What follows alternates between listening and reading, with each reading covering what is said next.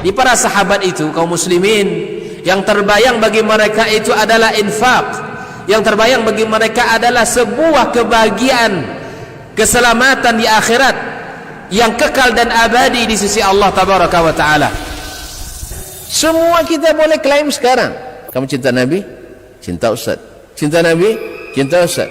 Termasuk saya. Cinta Nabi? Cinta. Kapan tahunya? Besok di akhirat. Maka apa kata Nabi sallallahu alaihi wasallam? Amalur rajuli biyadihi. Penghasilan yang terbaik adalah pekerjaan yang dilakukan oleh seseorang dengan tangannya sendiri. Wa kullu bai'in mabrur. Dan setiap jual beli yang mabrur. Ini aktivitas ini membantu saya di akhirat atau akan menyulitkan saya di akhirat? Kalau seandainya perbuatan itu ternyata akan menyulitkan kita di akhirat kelak, tinggalkan perbuatan itu.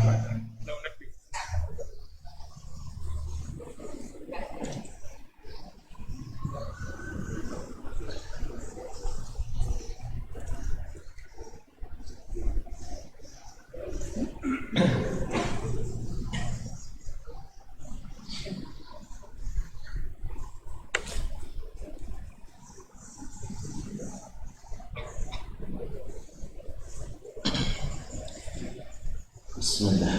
Assalamualaikum warahmatullahi wabarakatuh. Waalaikumsalam warahmatullahi wabarakatuh. Innal hamdalillah nahmaduhu wa nasta'inuhu wa nastahdihi wa nastaghfiruhu wa natubu ilayh wa na'udzu billahi min shururi anfusina wa sayyiati a'malina.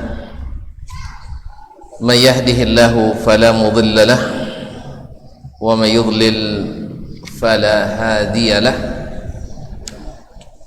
Ashhadu an la ilaha illallah wahdahu la syarika lah wa ashhadu anna Muhammadan abduhu wa rasuluh la nabiyya wa la rasula ba'dah. Ya ayyuhallazina amanu taqullaha haqqa tuqatih wa la tamutunna illa wa antum muslimun. Ya ayyuhan nas ittaqu rabbakumul ladzi khalaqakum min nafsin wahidah wa khalaqa minha zawjaha wa batha minhuma rijalan katsiran wa nisaa'a واتقوا الله الذي تساءلون به والأرحام إن الله كان عليكم رقيبا يا أيها الذين آمنوا اتقوا الله وقولوا قولا سديدا يصلح لكم أعمالكم ويغفر لكم ذنوبكم ومن يطع الله ورسوله فقد فاز فوزا عظيما. أما بعد فإن أصدق الحديث كتاب الله وخير الهدي هدي محمد صلى الله عليه وسلم وشر الأمور محدثاتها وكل محدثة بدعة وكل بدعة ضلالة. Ma'asyiral muslimin, ma'asyiral muslimat, bapak-bapak dan ibu-ibu saudara-saudara dan saudari-saudari serta adik-adik dan anak-anak yang saya sayangi. Alhamdulillah, kembali kita diizinkan Allah untuk duduk di majelis ilmu ini. Mudah-mudahan menjadi penambah kokohnya iman, menambah pahala dan amal saleh, dan mengikat ukhuwah di antara kita. Ma'asyiral kiram yang dirahmati Allah Subhanahu wa taala. Selawat dan salam kepada baginda Rasulullah sallallahu alaihi wasallam yang diutus oleh Allah Subhanahu wa taala menyampaikan risalahnya untuk meluruskan umatnya dan menyelamatkan jalan mereka supaya tidak bingung mana yang harus dituruti. Dan dengan itulah Nabi alaihi salatu wassalam dapat menyatukan dan memadukan seluruh elemen umat ini dari berbagai jenis ras, suku dan bangsa, diikat dalam sebuah ukhuwah yang indah, al-ukhuwatul islamiyah, yang melahirkan orang-orang yang saling mencintai, yang saling menasihati dan menginginkan keselamatan bagi semua anggota umat ini. Ma'asyiral kiram yang dirahmati Allah SWT, semoga selawat dan salam kita senantiasa disampaikan kepada Nabi kita alaihi salatu wassalam, juga kepada anak dan istrinya, keluarga karib dan kerabatnya, dan para sahabat yang setia berjuang dengannya, para tabi'in yang mengikutinya, dan seluruh kaum muslimin dan muslimat yang setia dan istiqamah mengikuti dan meneladani sunnah-sunnahnya. Ma'asyiral kiram yang dirahmati Allah Subhanahu wa taala. Ini judul Ustaz Ismail yang buatkan ini, walaupun redaksinya dari saya gitu. Beragama sesuai perintah, tidak menurut selera. Berarti apa istilahnya tuh? Tahan selewo gitu ya, tahan selewo. Judul ini berat memang, karena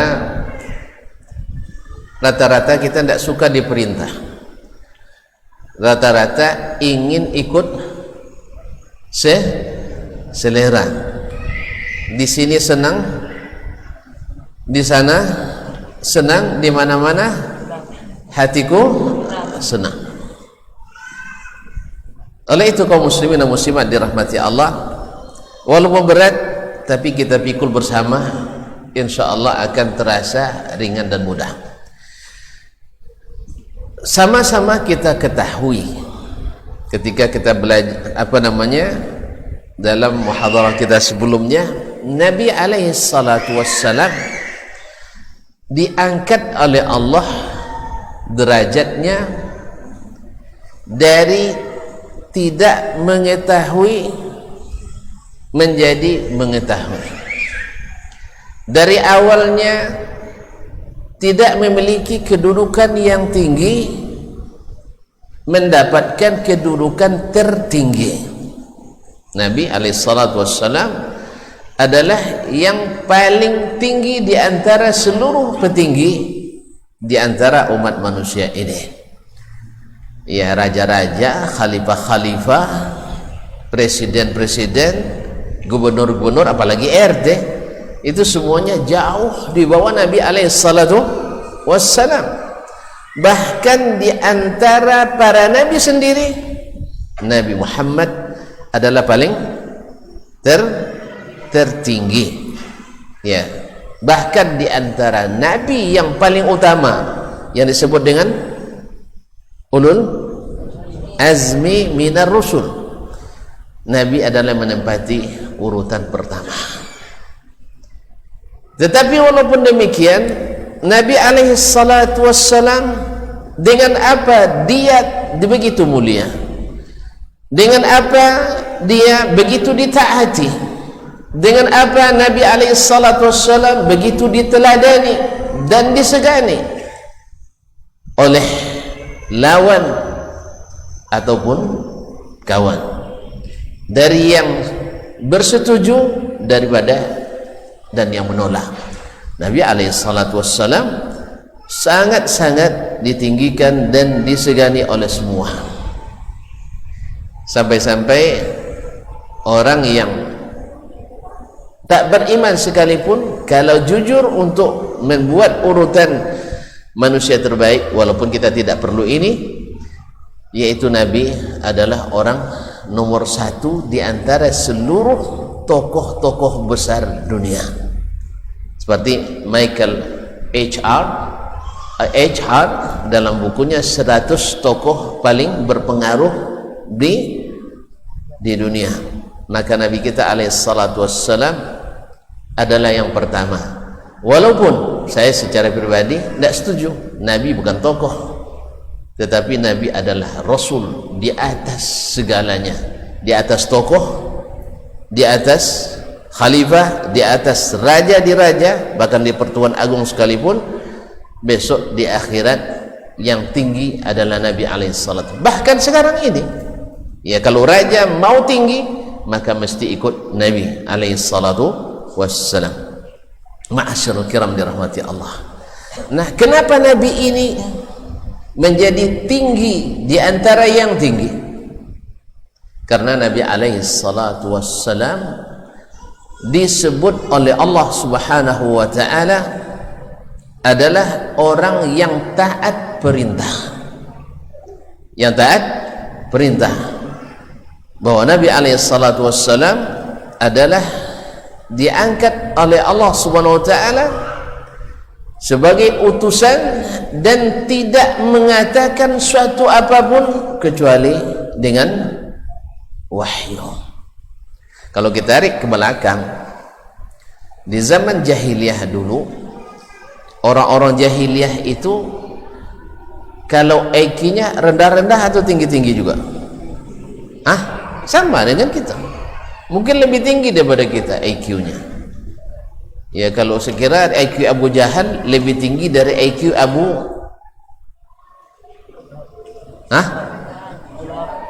enggak, yang sekarang ada Abu sekarang yang Masya Allah. Antum yang bilang, bukan saya. Nah, Abu Jahal lebih tinggi IQ-nya, betul kan? Abu Sufyan adalah orang yang cerdas, buktinya dia bisa menjadi pemimpin orang-orang Arab pada masa itu. Mereka dari sisi kecerdasan tidak kalah dari kita, mungkin kita yang kalah. Mereka minumnya susu, kalau kita minumnya ayu kawulo gitu, kaum muslimin dan muslimat. Tak ayu bacua, ayu kawu. Nah, mereka makannya daging, kalau kita maco. Kaum muslimin maco, polo maco lo sebolanya kan. Kau le makan talu tak pernah tentu talu boleh nah. Nya baba didi tawi, talu dia bui berbagi enam. Tu nak cadik lo kaum muslimin. Makan mereka makan nasi, makan daging pakai nasi atau roti. Jadi dagingnya satu pinggan, nasinya sesuap.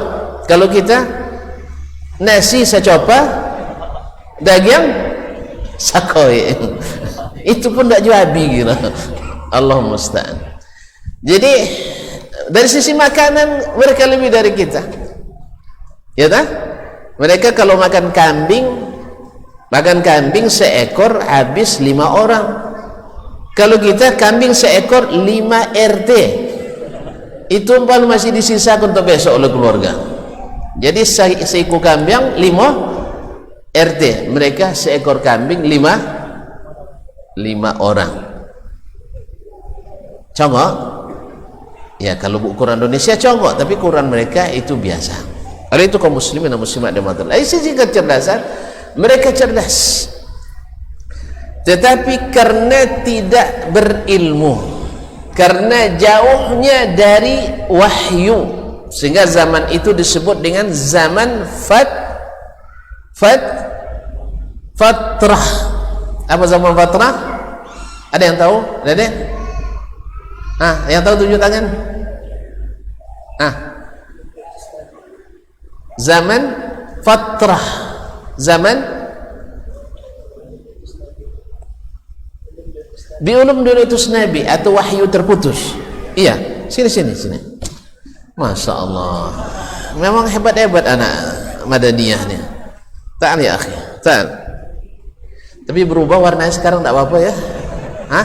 Warnanya udah berubah, dah mulai menurun. Baik, 2 keluar. Masya Allah. Ayakallah. Siapa nama? Dasman? Iya, Dasman nama. Batik cah dia. Siapa nama tadi? Zaldi. Orang mana? Morajalai? Kampa. Wih, baguslah Kampa. Orang hebat. Masya Allah. Orang Kampa itu hebat-hebat sih. Apalagi orang Kampar. Kaum muslimin dan muslimat dirahmati Allah. Zaman itu terputus wahyu. Tak ada wahyu. Makanya mereka menjadi orang jahiliyah. Apa cirinya orang jahiliyah? Tidak berilmu. Kalau tidak berilmu, mereka harus juga beragama. Mereka harus juga beragama, karena ada sisa-sisa keyakinan yang ditinggalkan dan diwariskan oleh Abul Anbiya iwar Rusul. Siapa itu? Bapaknya para nabi dan rasul, Nabi Ibrahim. Ta'al. Masya Allah, Nabi Ibrahim alaihi salam. Tak ada sih, capek. Kau tabiang. Nyangnya? Lai? Baik, alhamdulillah. Masya Allah. Barakallahu fiik. Ya. Ikon kampajo? Oh kampajo? Enggak, mana? Pekanbaru, sekampung ya. Masya Allah. Kaum muslimin dan muslimat dirahmati Allah. Mereka cerdas, tapi tidak ada ilmu yang didatangkan melalui wahyu, maka disebut jahiliyah.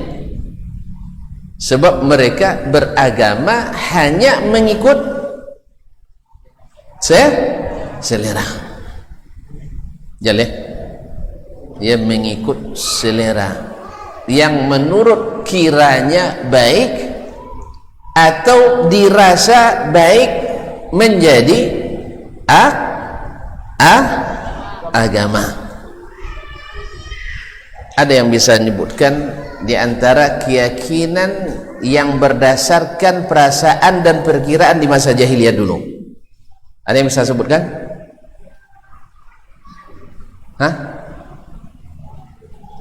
Jawab oleh pertanyaannya.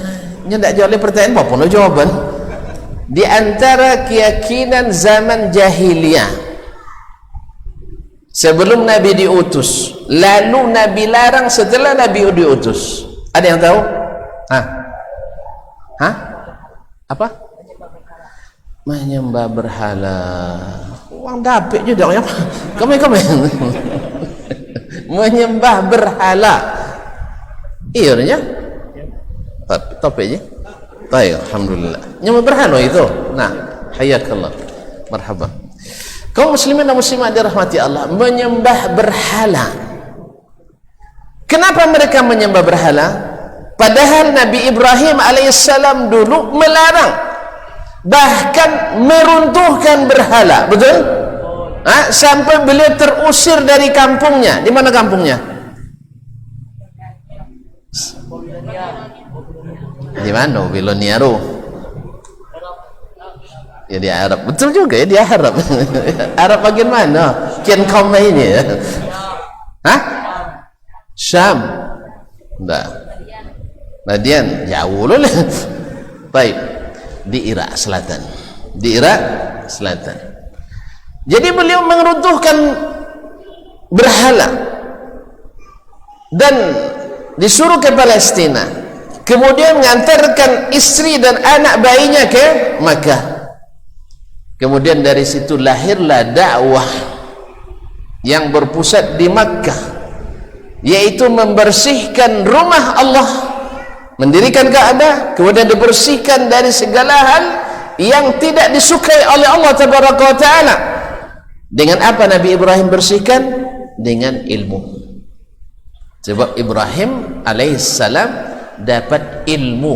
Wa ahidna ila Ibrahim wa Ismaila an tahira baitiya lit-ta'ifina wal-'akifina war-ruk'is sujud.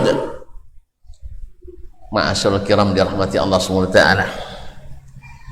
Dan Nabi Ibrahim berdoa pula kepada Allah supaya dijauhkan dia dan keturunannya dari menyembah berhala-berhala, karena berhala itu innahunna adlalna katsiran minan nas, telah menyesatkan banyak manusia. Tapi subhanallah, setelah 1200 tahun lebih kurang, lama 1200 tahun?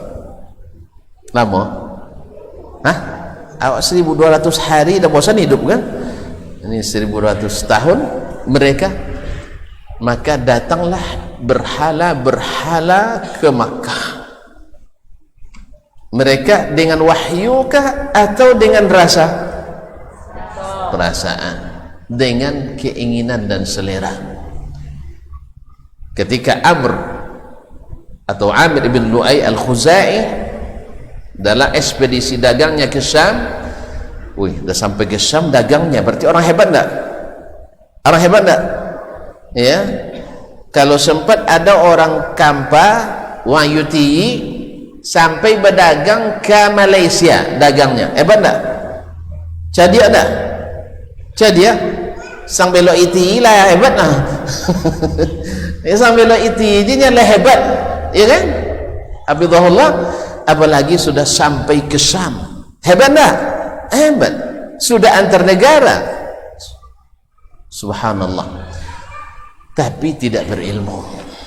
Akhirnya dia ikut keinginan dan selera dan beragama, sehingga masjid yang paling disucikan di dunia, inna awwala baitin wudi'a lin-nasi lallazi bi Bakkah mubarakan wa hudan lin-nas fihi ayatun bayyinatun maqamu Ibrahim wa man dakhalahu kana amina. Subhanallah. Masjid yang disucikan itu, antahira baitiya, bersihkan rumahku, lit-ta'ifina wal-'akifin ruk'is sujud, penuh dengan berhala.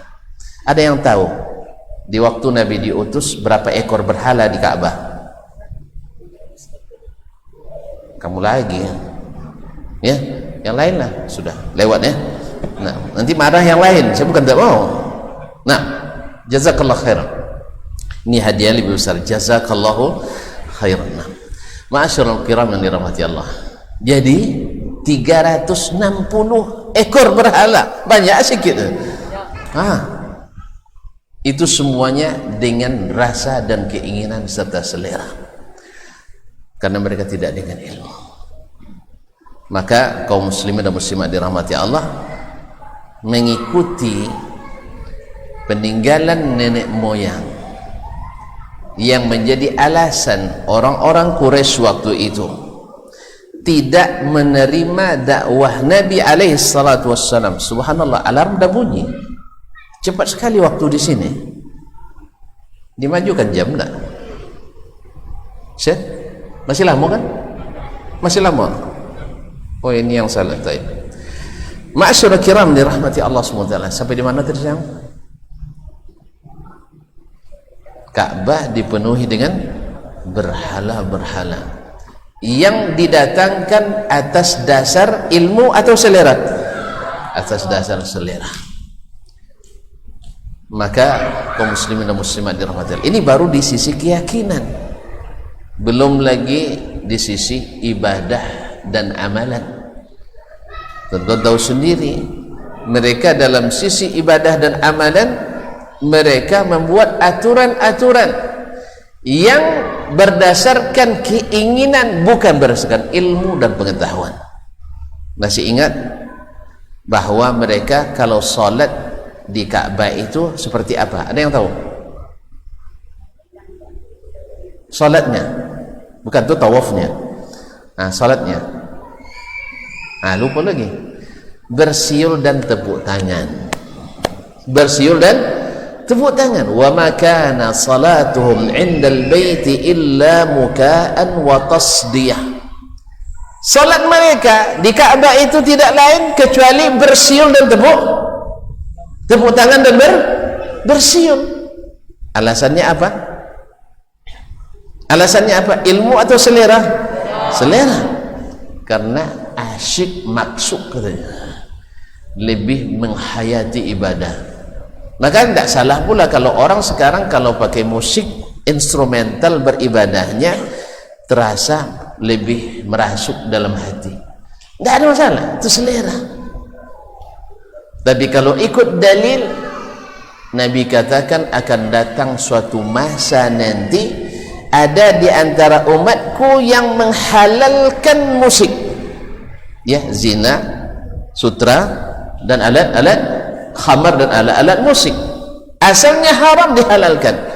Maka tidak mungkin kita hapus ini dalam sejarah umat Islam, karena Nabi ini sudah memprediksi, dan prediksi Nabi itu mukjizat. Akan ada di antara umat ini yang menghalalkan zina, menghalalkan harir, sutra, menghalalkan khamar, dan menghalalkan alat-alat musik. Dan antum tahu tak yang menghalalkan itu orang-orang awam atau orang-orang yang dianggap berilmu? Orang awam tak akan dianggap, pasti orang-orang yang dinisbatkan kepada ilmu. Maka menghapuskan itu dalam sejarah umat Islam tak mungkin, karena itu mukjizat Nabi SAW. Karena urusan menghalalkan, mengharamkan itu orang-orang yang mengetahui dalil, mengetahui ilmu. Akan ada, cuman jangan masuk kita di dalam barisan yang menghalalkan, yang diharamkan Allah. Alasannya apa? Sesuai selera. Sesuai selera. Ya, alasannya kan asal isinya baik, maka musiknya baik. Yang mengatakan asal isinya baik ini dari Nabi atau dari selain Nabi? Dari selain Nabi alaihissalam. Nabi tidak pernah membedakan antara musik yang isinya halal, yang isinya baik, dengan musik yang isinya tidak baik. Sebab yang diharamkan oleh Nabi alaihissalam itu adalah alatnya, bukan lagunya. Lagunya hukum lain lagi, alatnya. Jelas? Makanya kembali kepada ahli musik dalam mendefinisikan musik. Siapa ahli musik? Ada yang tahu? Pakar musik. Ayahnya musik dunia siapa? Siapa? Michael Jackson. Dah, itu cicitnya itu. Cicitnya itu. Siapa? Tony? Enggak juga. Untung antum enggak tahu. Untung enggak tahu. Beethoven. Beethoven. Dia tapi enggak usah dibahas ini dulu ya, panjang nanti aja dia. Maksud saya tadi saya katakan bahwasanya ada ibadah-ibadah yang berdasarkan keinginan dan selera. Demikian juga aturan-aturan yang mereka buat tanpa ilmu, hanya berdasarkan perkiraan dan perasaan, tanpa ilmu yang diajarkan oleh Rasulullah sallallahu alaihi wasallam. Karena waktu yang sangat mengejar kita, saya potong-potong saja ya. Nah, di tengah-tengah itulah datang Nabi alaihi salatu wassalam. Dan Nabi alaihi salatu wassalam seperti yang dijabarkan oleh Imam kita Asy-Syafi'i rahimahullah dalam kitabnya Ar-Risalah, di saat beliau membahas kenapa kita mesti mentaati Rasulullah sallallahu alaihi wasallam dalam berkeyakinan, dalam beribadah dan beramal, dalam bermuamalah sesama kita, dan dalam beretika dan berakhlak. Sebab kata Imam Asy-Syafi'i rahimahullah, Nabi sendiri diwajibkan Allah mengikut kepadanya. Jadi Nabi sendiri wajib beragama ikut. Seulang lagi. Judul kita apa tadi? Beragamalah sesuai perintah. Berarti Nabi beragama ikut perintah, tidak ikut selera. Siapa yang bilang?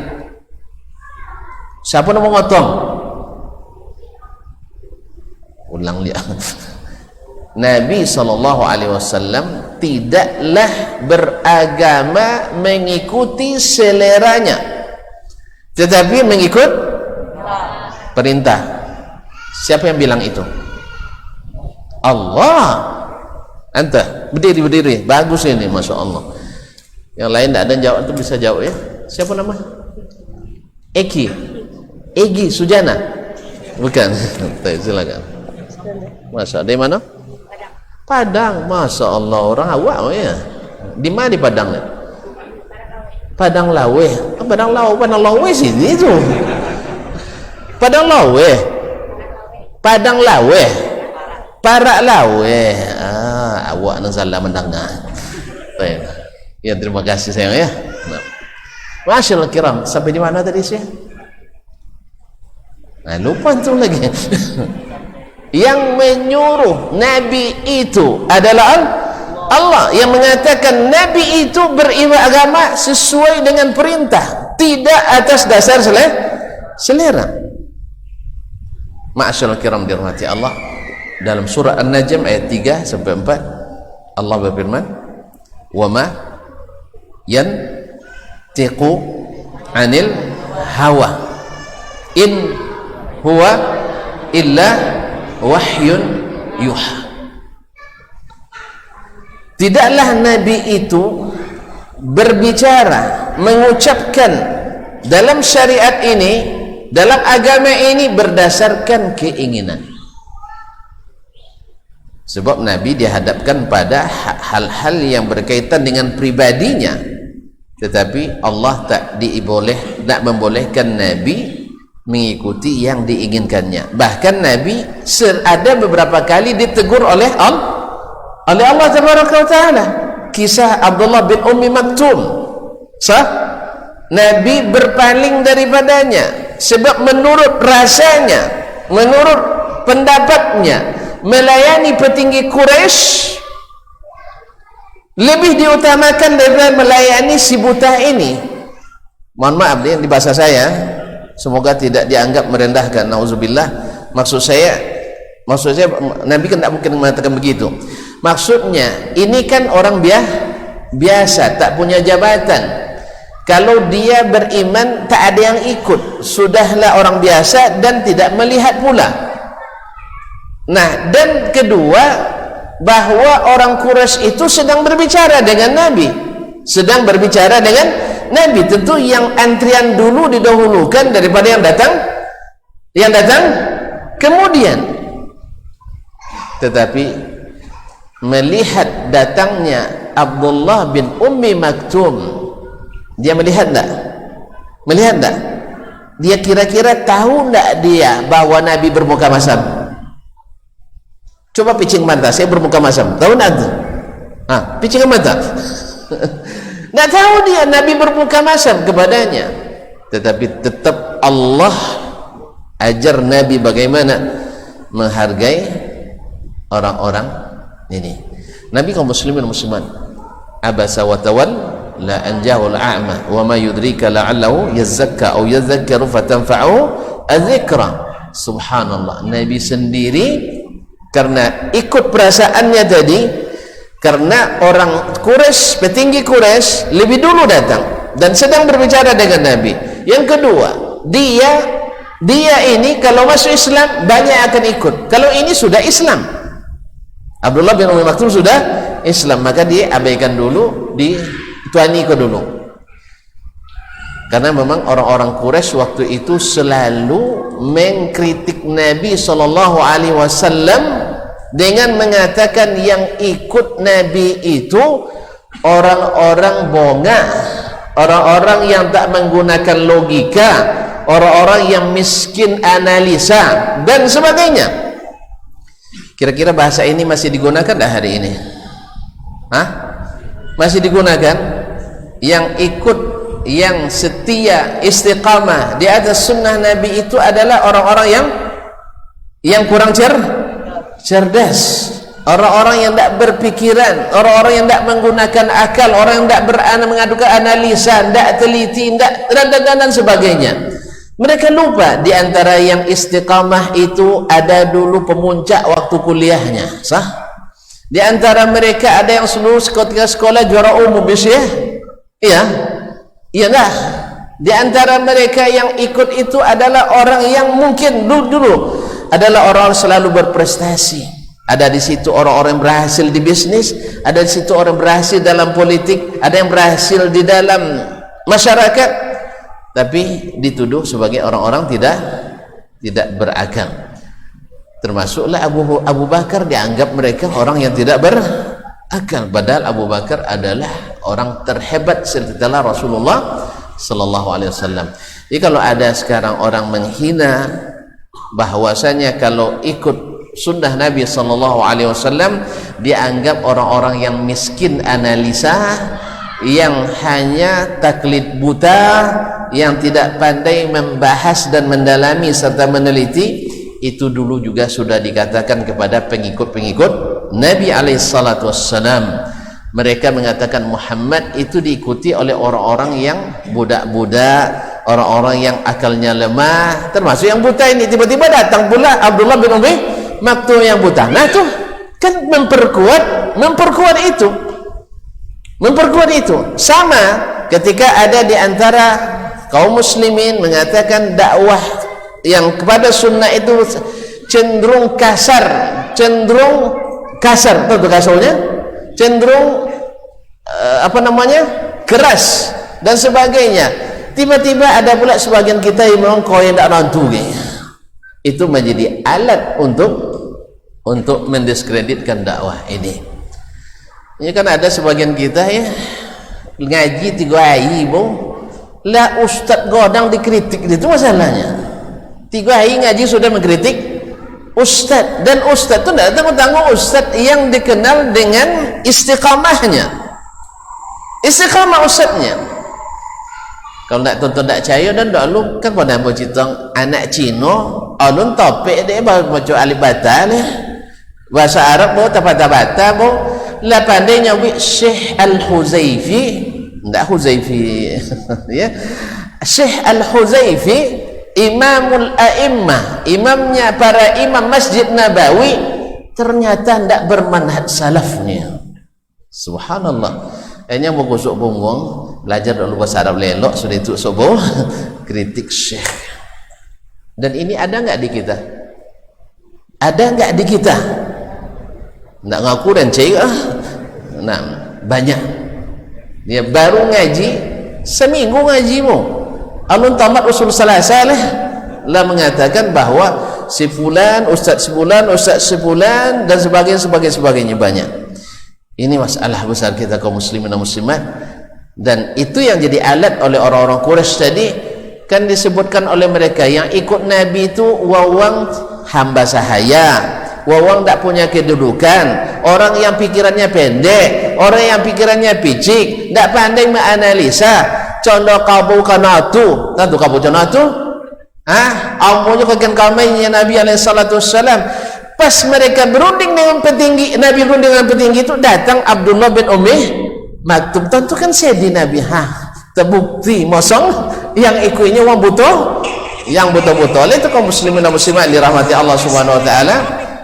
Oleh sebab itu maka dakwah ini memang sepanjang masa itu ada tantangannya. Dan jangan kita menyebab pintu-pintu tantangan itu terbuka.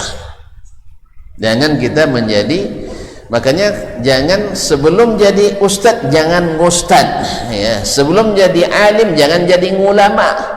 Ini masalahnya banyak yang tazabbada qabla yatakhasram, kata orang Arab, lali sui sebelum kambang. Ialah jadi kismis sebelum jadi kismis, tentu kismis ya, apa namanya, anggur yang mosyo tu, anggur mosyo. Ini alun napul alun masak tapi lama mosyo. Apa besok? Dah ambur masam. Tak pernah kena anggur apa ni. Kaum muslimin dan muslimat, kalau lama mosyo sebelum masak rasanya masam, makanya jen yatazabbab qabla yatakhasram. Jen jadi zabib dulu sebelum jadi khasram. Khasram tu yang sedang akan matang sekali, mencimpu. Itulah lebih kurang. Kaum muslimin dan muslimat dirahmati Allah SWT. Nah, Nabi SAW, wa ma yantiqu anil hawa in huwa illa wahyun yuha. Kemudian beliau juga menyebutkan bahwa Nabi difardukan oleh Allah kepadanya mengikuti perintah Allah.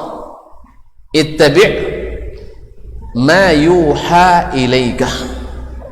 Nabi, ikut apa yang diwahyukan kepadamu. Wala tattabi' ahwa allazina la ya'lamun. Tapi ayatnya saya, wala tattabi' ahwa allazina la ya'lamun. Jangan ikuti selera keinginan orang-orang yang tidak berilmu. Berarti Nabi dalam berdakwahnya, beragama, tidak boleh mengikuti keinginan-keinginan, bukan berdasarkan proposal-proposal, tapi berdasarkan wahyu yang diwahyukan. Makanya agama ini bukan dengan selera, tetapi dengan perintah. Ma'asyiral kiram dirahmati Allah, Nabi wajib mengikuti perintah. Azan tuh berhenti oleh, berhenti sementara mendengarkan azan dulu. Catat ya, Nabi wajib mengikuti perintah Allah dalam beragama. Berarti kalau Nabi saja wajib mengikut perintah, dan kita yang ikut Nabi mesti lebih wajib mengikuti perintah Allah dalam beragama. Baik, silakan.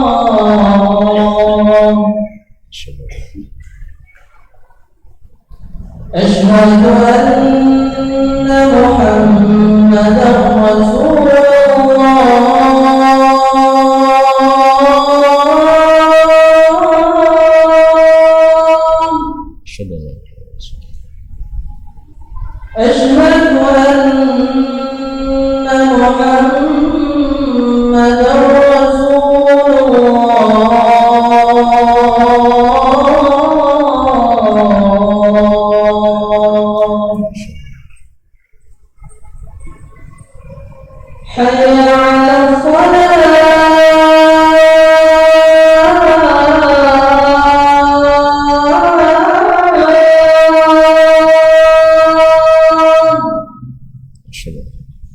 حي على الصلاة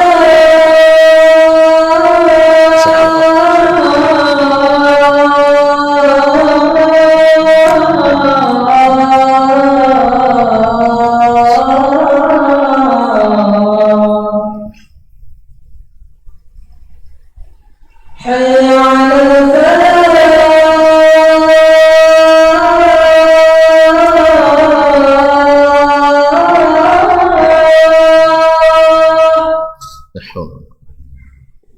حي على الفلاح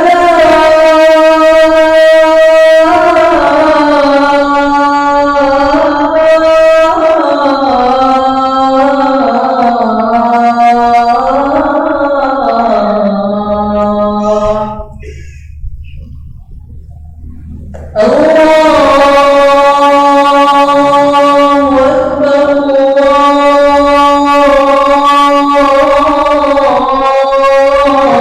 الله أكبر لا إله إلا الله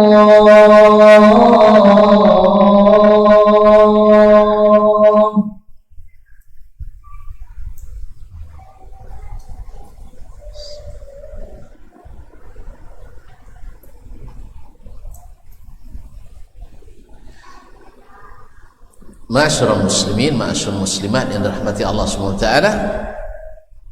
Pertama, Nabi difardukan Allah ikut perintah. Yang kedua, bahwa Nabi SAW memang sudah mengikuti perintah Allah Tabaraka wa Ta'ala. Banyak dalil tentang itu, bahwa Nabi SAW dalam banyak keadaan dalam priorisasi dakwahnya, seperti ketika para sahabat dengan begitu semangat ingin melakukan perlawanan di Makkah. Ya kan, Umar sudah masuk Islam, singa kan, singa apa namanya, singa Allah, Masya Allah, singa di antara singa Allah. Hamzah, siapa lagi? Umar radhiyallahu taala anhu digelar dengan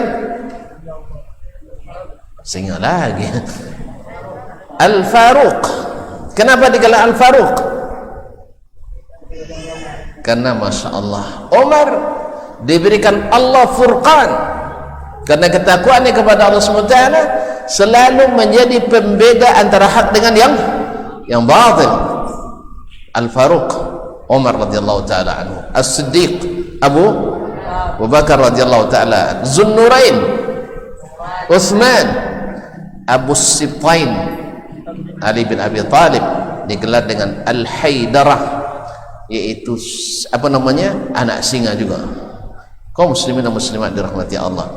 Makanya yang berani-berani di podium disebut dengan singa podium. Kalau yang berani di padang pasir disebut singa ya padang pasir. Kaum muslimin dan muslimat dirahmati Allah, yang berani menegakkan kebenaran disebut dengan singa benar. Allah yarda alaik. Kaum muslimin dan muslimat, Nabi SAW disuruh, diperintah, tidak mengatakan kecuali dengan perintah dan wahyu. Kemudian beliau dikatakan Allah telah mengikut perintah. Maka ketika mereka meminta ke Nabi SAW untuk berjihad melawan orang-orang kafir di masa di Mekah, kita kan sudah kuat alasan mereka. Ya Rasulullah, engkau Nabi apa enggak? Ya Nabi. Kalau Nabi kan ditolong Allah Tabaraka wa Ta'ala. Kemudian, bukankah kita di atas kebenaran? Benar, kita di atas kebenaran. Ya Rasulullah, bukankah mereka di atas kebatilan? Benar, mereka di atas kebatilan. Taib, kenapa kita terima saja penghinaan ini? Kenapa kita tidak melawan?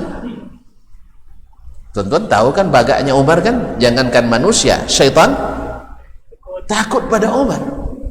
Tetapi apa jawaban Nabi? bi abi huwa wa ummi salawatu rabbi wa salamu alaihi, inna lam nu'mar, kita belum diperintahkan. Lihat kaum muslimin dan muslimat dirahmati Allah SWT. Bahkan jangankan Nabi sendiri, ontanya sendiri diperintah Allah tabaraka ta'ala ketika hijrah. Masih ingat? Seluruh Ansar ingin Nabi untuk menginap di rumah mereka sebelum Nabi bikin rumah. Sah? Semua mengajak, kata Nabi SAW, da'uha fa innaha ma'murah, tinggalkan dia karena dia diperintahkan. Sampai ontanya pun dapat perintah. Akhirnya dia, dan Nabi memang berharap ontanya berhenti di depan kerabat atau di rumah kerabat ibundanya. Ibunda Nabi asalnya dari mana? Ibunda Nabi kita alaihi salatu di mana? Orang Madinah. Dari Bani An-Najjar. Dari Bani An-Najjar, dari kaum Ansar. Dan alhamdulillah berhenti di depan rumah Abu Ayyub Al-Ansari yang juga dari Bani An-Najjar, dari keluarga ibunda Rasulullah sallallahu alaihi wasallam. Diperintah ketika Nabi alaihi salatu wassalam setelah perang Ahzab, Nabi pergi umrah dengan 1.600 orang tanpa senjata. Tiba-tiba dihadang oleh orang kafir Quraisy. Di mana?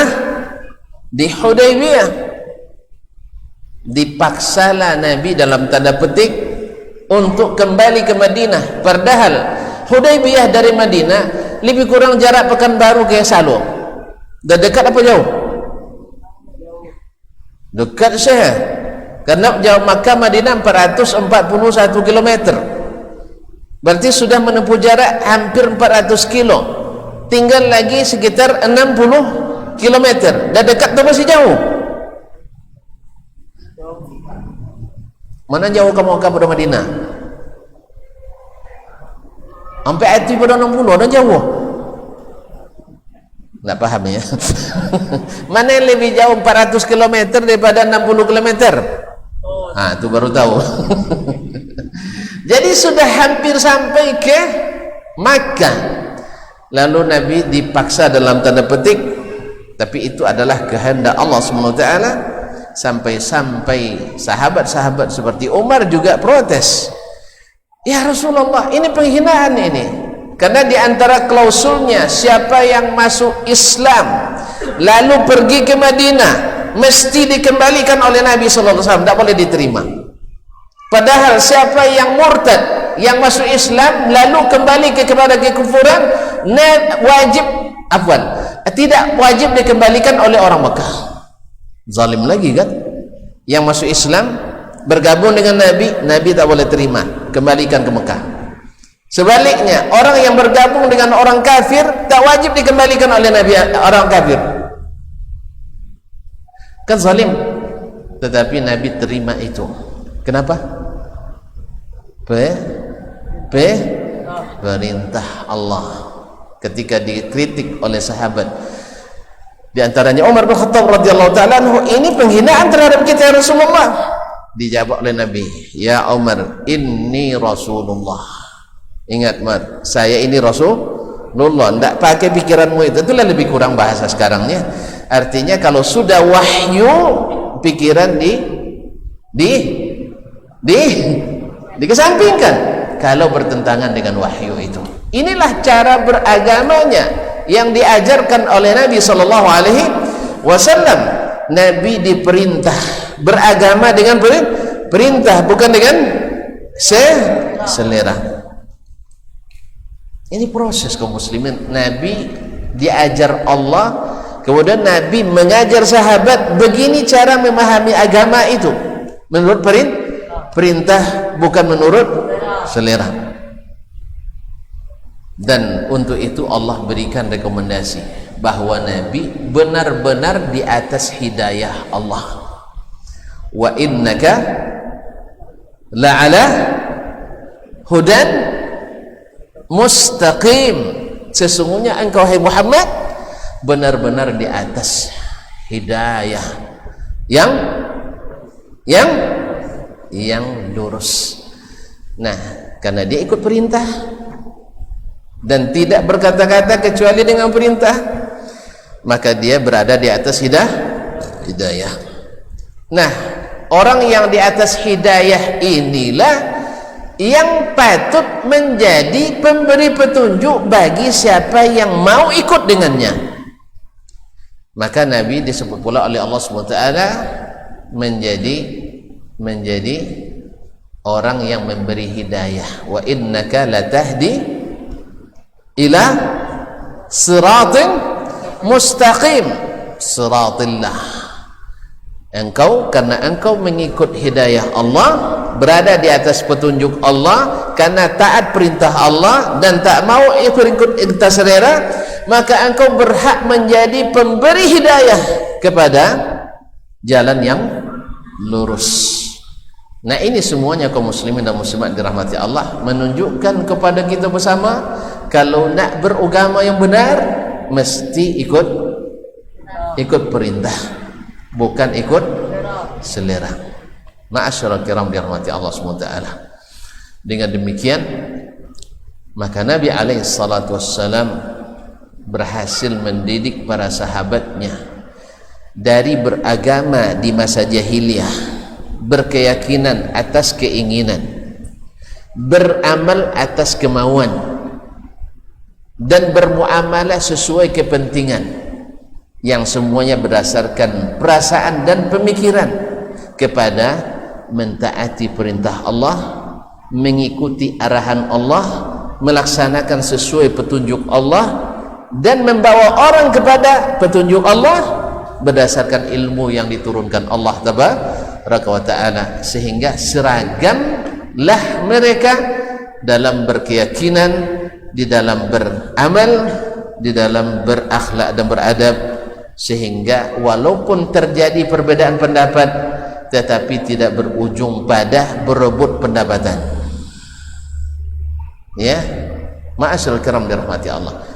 Memang mereka kalau sudah masuk ranah berpendapat, karena memang boleh berpendapat. Nabi menghalalkan ijtihad, Allah membolehkan kita berijtihad selama tidak ada dalil yang khusus dalam masalah itu. Dan ingat, ijtihad juga tergantung pada pintu-pintu yang boleh ijtihad. Kalau untuk menyebut tentang sifat Allah, tak boleh berijtihad di dalamnya. Kalau nak menyebut tentang surga neraka, tak boleh berjihad di dalamnya. Saya, karena anak saya ini, saya sayang kepadanya, ini pasti masuk surga. Ini karena tongkol saya masuk, itu tidak bisa ijtihad di situ. Kalau tidak, nanti akan kita masukkan yang dokek-dokek dengan kita, yang sayang-sayang sama kita masuk surga semuanya, yang benci sama kita masuk neraka. Itu bukan urusan kita, tidak ada ijtihad kita di dalamnya. Maka tidak boleh memutuskan seseorang masuk surga, masuk neraka kecuali dengan dalil. Sebagaimana kita tak boleh menghukum seorang kafir, seorang fasik, bahkan seorang ahli bid'ah kecuali dengan ilmu dan dalil. Ini kadang-kadang kita berselera pula kaum muslimin. Memang bagus ya dari akidah, ibadah mungkin selalu ikut dalil, tapi pas menghukum orang ikut perasaan juga. Asal tidak semusaji jawab berarti ahli bid'ah. Tapi kalau leki awak salat ahli sunnah, ini juga tidak berdasarkan perintah, ini berdasarkan selera. Dan memang di seluruh bagian umat Islam akan ada orang-orang yang tetap, yang namanya manusia pasti ada salah. Maka saya katakan berulang-ulang, yang berada di manhaj yang benar, yang berada di jalur yang benar, yang selalu bersemangat menegakkan sunnah Nabi SAW, pasti akan ada tersilap dan tersalah. Maka tidak boleh mencari-cari kesalahan, apalagi kita bukan ahlinya. Orang yang dikenal dengan tertibnya aturan, lalu terjadi kecelakaan yang melibatkan dirinya, jangan segera mencari pasti dia yang salah, Tetapi mungkin ada sesuatu yang tidak atau di luar kemampuannya harus melakukan kesalahan itu. Misalnya dia berada di jalur yang benar, tapi pas nak nginjak rem tak injak gas, tentunya airnya tertumpuk uang di depan. Dari sisi jalan dah benar, kecepatan sudah benar, tapi salah tokan. Dan ada pula dia sebenarnya harus istirahat, tetapi dipaksakan juga sambil ngantuk nyetir, ya, akhirnya tak kelong kaki yang harus tak boleh belok, akhirnya ditabrak orang dari belakang. Jadi banyak orang yang berada di jalur yang benar pasti akan ada kesalahan. Itulah hikmahnya kenapa Imam Asy-Syafi'i rahimahullahu taala mengatakan, wala a'lamu ahadan min ahli ilmi bis sunnah, saya tak mengenal satu orang pun ulama yang ahli di sunnah, yuhitu bi jami'is sunan, menguasai seluruh sunnah. Ini berkata Imam Syafi'i, catat ya, catat dengan tinta tebal, tinta emas, hafalkan itu supaya kita paham. Saya tidak mengenal seorang pun yang berilmu tentang sunnah, yuhitu bi jami'is sunan, menguasai seluruh sunnah. Satu orang ya, satu orang ini bukan bicara tentang kolektif umat, tidak, satu orang yang menguasai seluruh sunnah. Padahal Imam Asy-Syafi'i bertemu dengan orang sekelas Imam Malik. Imam Malik, Imamus Sunnah, bertemu dengan Imam Ahmad bin Hanbal, Imamus Sunnah, bertemu dengan Abdurrahman ibn Mahdi, bertemu dengan Waqi' ibn Jarrah Ar-Ru'asi, bertemu dengan Faqihul Hijaz wa Muhaddithuha Sufyan bin Uyainah, dan bertemu dengan Muslim ibn Khalid Az-Zinji, Faqihu Makkah. Tetapi beliau mengatakan, la a'lamu ahadan min ahli ilmi bis sunan yuhitu bi jami'is sunan, walakin minhum man yuhitu bi ammatis sunan. Tapi di antara mereka ada yang menguasai secara umum sunnah, wa yuhitu ba'duhum aqalla mimma yuhitu ghairuh, dan ada pula yang menguasai lebih sedikit dari itu, wa minhum man yuhitu bi aqallis sunan, dan ada pula di antara mereka yang hanya menguasai sebagian kecil sunnah. Kalau tuan-tuan nak debat Imam Syafi'i, saya tanya sekarang, ayo tunjuk tangan yang hafal seluruh sunnah Nabi, ayo. Tak percaya ustaznya, ustaz membuat cerita kaji terbaunya nah. Oleh sebab itu, ikhwani akhwani fillah, inilah yang membuat kita harus ekstra hati-hati bila melihat seseorang ilmu, seorang ulama sekalipun, apalagi dai yang melanggar satu sunnah, mungkin menurut kita ini dosa besar. Ketahuilah, apakah antum sudah klarifikasi kepadanya, dia sudah tahu atau belum? Atau kalau sudah tahu, sudah paham atau belum? Atau kalau sudah paham, ingat atau lupa? Atau kalau ingat, apakah dia mengatakan itu hukumnya wajib atau sunat dan sebagainya? Maka harus berhati-hati dalam masalah ini. Maka kaum muslimin dan muslimat dalam masalah, karena tidak semua yang tidak kita ketahui berarti tidak ilmu, tidak. Maka jangankan kita, di kalangan sahabat sendiri terjadi. Umar tidak mengetahui sebagian sunnah Nabi, Ali bin Abi Thalib luput daripadanya sebagian sunnah Nabi. Dan kapan dapat? Setelah Nabi meninggal. Ketika dia di khalifah nak menetapkan hukum, datang sahabat lain memberitahukan, ini saya dengar dari Nabi sallallahu alaihi wasallam.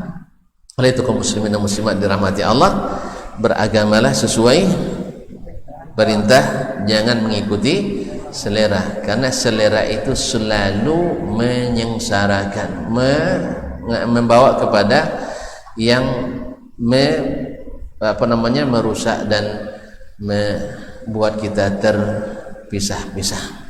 Karena sudah diuji oleh Allah SWT, orang ketika tak diutus Rasul, mereka mencari agama menurut keinginan dan selera masing-masing. Akhirnya apa?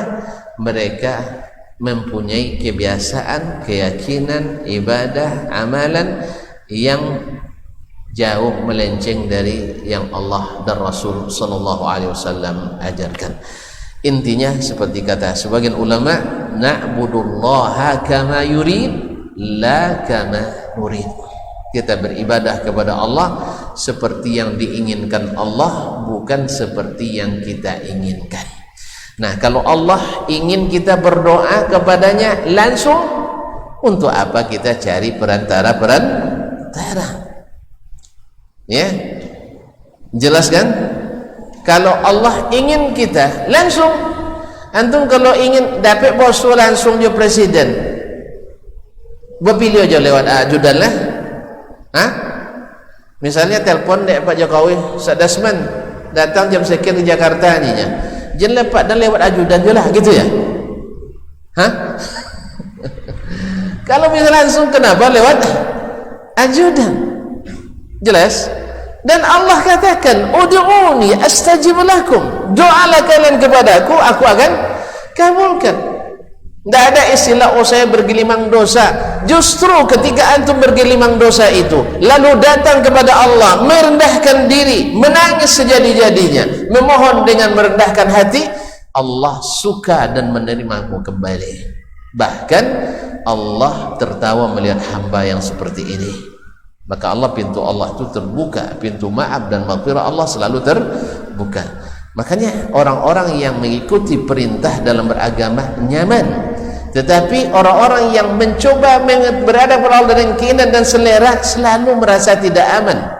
Sehingga kalau ada orang ngaji membahas masalah itu, dia bilang jangan salah-salahkan, jangan salah-salahkan, karena memang dia tidak yakin.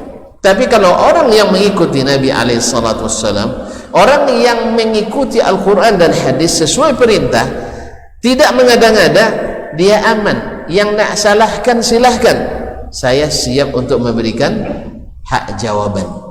Iya kan? Makanya yang senantiasa membuat-buat di dalam beramal dan beribadat, senantiasa khawatir dan mewanti-wanti, jangan sembarang menyalahkan, karena dia sendiri tak yakin. Sama adik-adik nanti ujian, pernah ujian? Belum ya? Sudah ujian? Bedakan yang menjawab sesuai dengan yang dipelajari. Selepas ujian risau.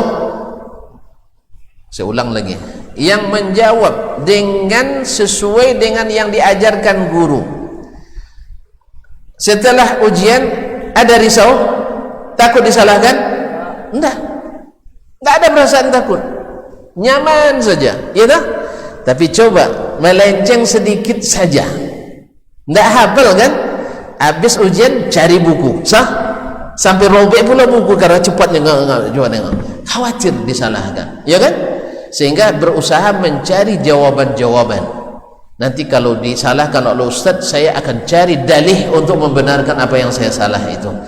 Itulah sebabnya kenapa ahlus sunnati wal jamaah selalu nyaman dalam berkeyakinan, nyaman dalam melakukan amalan dan peribadatan, nyaman dalam bersikap, bermuamalah dan berakhlakul karimah, karena mereka mencontoh manusia yang utama dan pertama yang amalannya pasti diterima, yaitu baginda Rasulullah sallallahu alaihi wasallam. Salat tak keluar dari sunnah Nabi sallallahu alaihi wasallam. Puasa ikut cara Nabi sallallahu alaihi wasallam. Pergi haji ikut Nabi alaihi salatu wasallam. Walaupun menurut sebagian kita bongak, tak ada masalah, sebab kita merasa aman. Sebab ditanya, kenapa antum tak mau sembelih dam musim haji kecuali setelah hari nahar? Gampang kita jawab, Nabi SAW berkorban 100 ekor onta, tak satu pun yang disembelihnya kecuali setelah hari nahar. Jelas kan jawabannya? Tapi kalau tidak, Ada pendapat ulama, ada yang mengatakan sah, ada yang mengatakan tidak sah. Kita ikut yang mengatakan sah ajalah. Soal pasalnya apa? Lebih murah dan meriah. Atau datang nanti yang membahas ulama yang mengatakan Nabi tak pernah buat. Kamu jangan sembarang nyalain orang. Memang ulama itu tidak paham. Kan ribut jadinya. Oleh itu kaum muslimin dan muslimat, semakin antum paling sesuai dengan Nabi dalam berkeyakinan, dalam beribadah, antum semakin aman dan nyaman. Karena kita tidak ikut selera, tetapi ikut perintah. Bahkan, mohon maaf, melakukan sesuatu yang mungkin menurut akal tak masuk, tetapi kalau itu perintah Allah, maka nyaman melakukannya. Apa contohnya?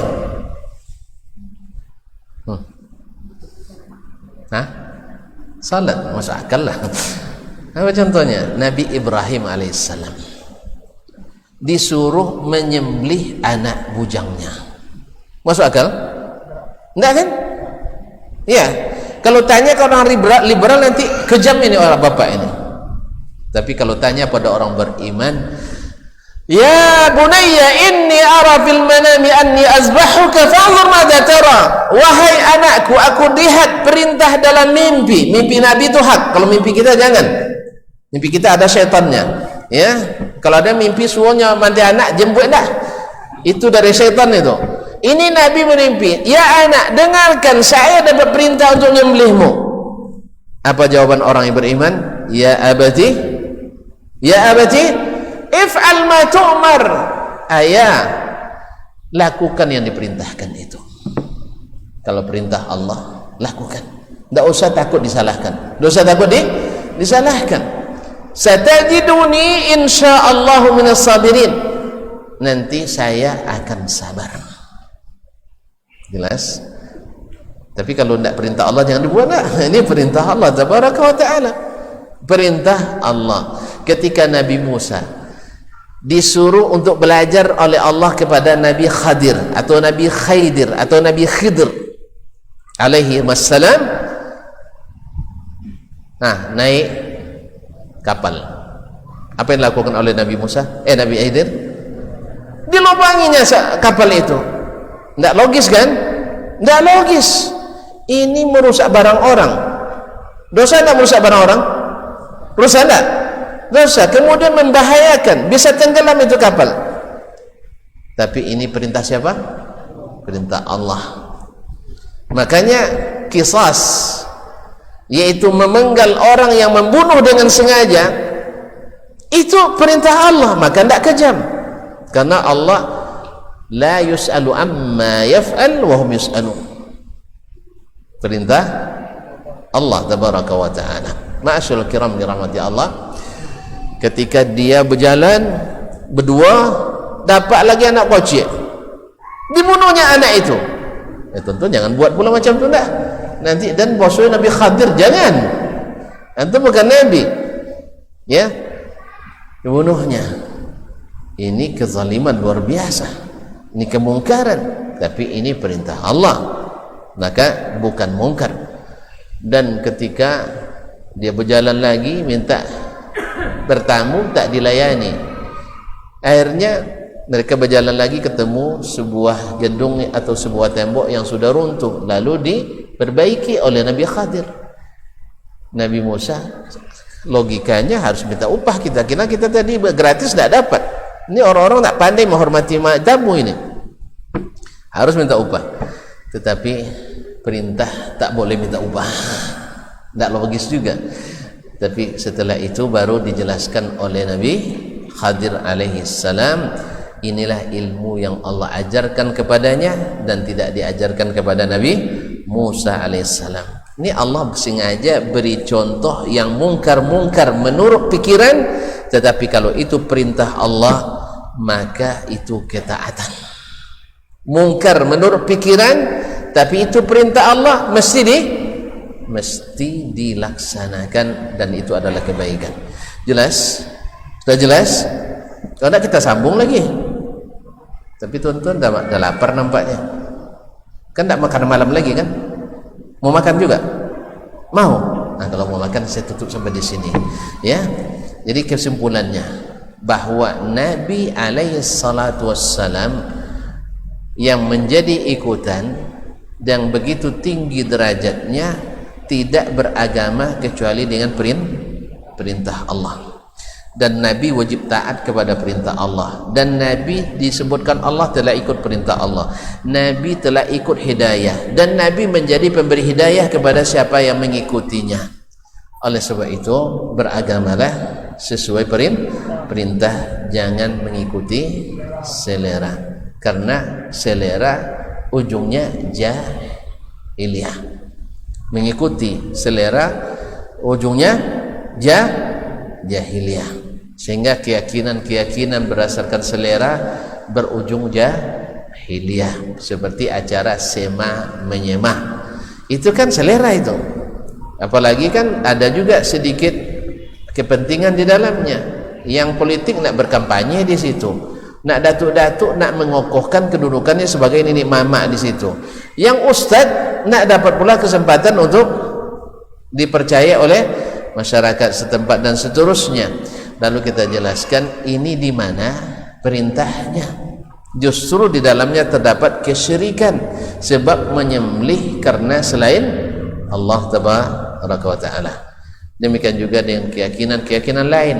Anak nomor 1 tak boleh nikah dengan anak nomor 3. Dalam keyakinan orang Jawa namanya celaka 13.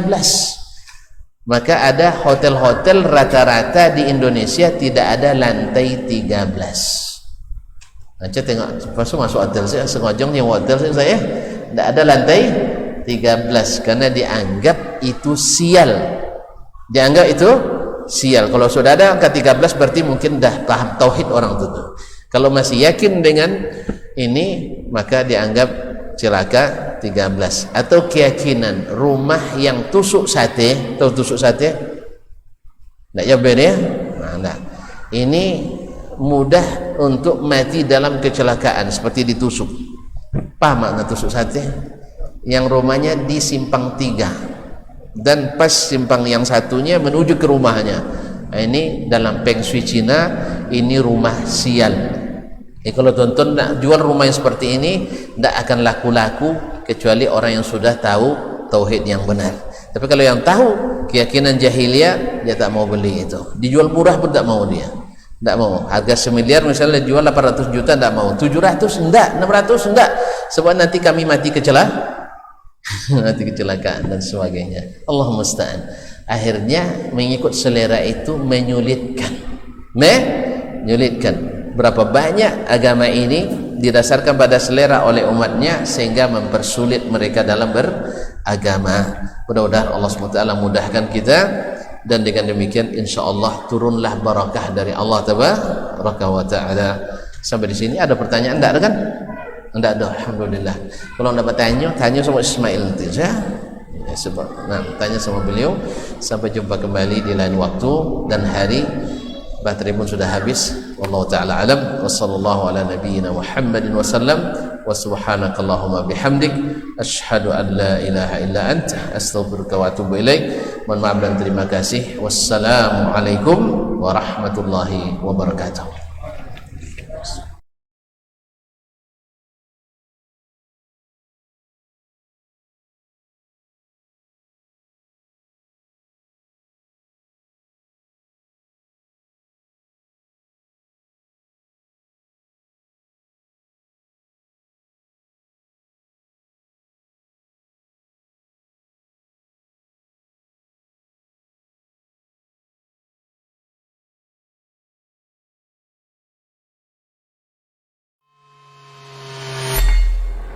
Di para sahabat itu kaum muslimin, yang terbayang bagi mereka itu adalah infak, yang terbayang bagi mereka adalah sebuah kebahagiaan, keselamatan di akhirat yang kekal dan abadi di sisi Allah Tabaraka wa Ta'ala. Semua kita boleh klaim sekarang. Kamu cinta Nabi? Cinta Ustaz. Cinta Nabi? Cinta Ustaz. Termasuk saya. Cinta Nabi? Cinta. Kapan tahunya? Besok di akhirat. Maka apa kata Nabi sallallahu alaihi wasallam? Amalur rajuli biyadih. Penghasilan yang terbaik adalah pekerjaan yang dilakukan oleh seseorang dengan tangannya sendiri. Wa kullu bai'in mabrur. Dan setiap jual beli yang mabrur. ini aktivitas ini membantu saya di akhirat atau akan menyulitkan saya di akhirat. Kalau seandainya perbuatan itu ternyata akan menyulitkan kita di akhirat kelak, tinggalkan perbuatan itu.